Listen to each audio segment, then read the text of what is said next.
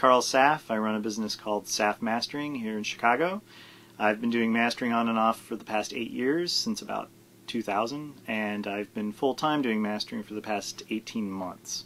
The business started out as a part-time venture that I did in my spare time and has evolved into a full-time business, and I'm now happy to say I'm booking several weeks in advance. So the business has really taken off in the last couple of years, and I'm excited to be doing the work.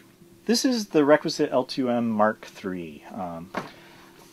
There's 3 of these units have been made. Obviously the Mark III is the third. It's been around for about 5 or 6 years. The designer lives in LA and is doing these all by hand. They're all hand-wired units. Really a brilliantly transparent optical limiter. It can also do compression. It can do 3-to-1 compression or 10-to-1 limiting. I tend to use it in limiting mode. It has a couple of very unique features. One is the limiter response curve, which basically allows you to have different frequency ranges trigger the limiting. If you have it set to the 0 setting, then it's using the full bandwidth of the mix to determine how it's going to limit the material. But if you put it at the +10 setting, for example, that's the furthest out it goes, it's triggering primarily off information in the high frequencies. And so, for example, if you have a recording with really brash cymbals or particularly SE vocals, you can use this setting, and then the limiter only becomes active when there's those really brash, harsh, high-end signals, and it kind of knocks them back a bit and makes them sit in the mix a little better. And that's a fairly common problem, especially with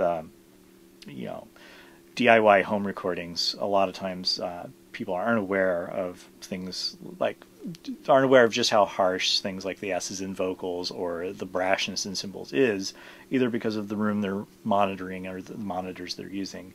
It just escapes them or it slips through.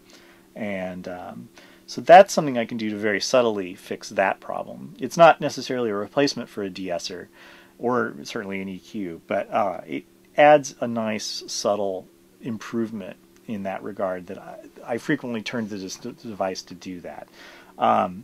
In addition, it does analog limiting in more of a transparent fashion than any unit I've ever heard.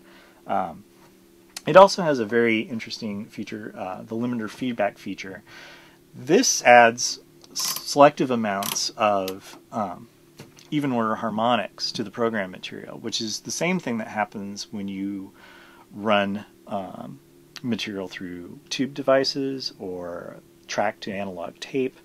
A lot of the niceness that people associate with those kinds of with analog tape and tube gear is the additional harmonics that are added and by those circuits. And this is a way to selectively add varying amounts of those harmonics to the program material.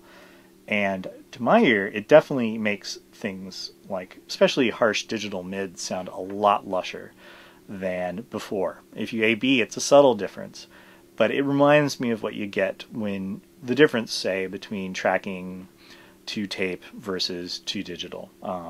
It makes everything sound a little bit more the way a tape mix would sound. Just the mids sound that much lusher and not as hard and brittle sounding as people have come to associate with digital mid-range. Certainly digital mid-range is getting better all the time. Digital recording is getting better all the time.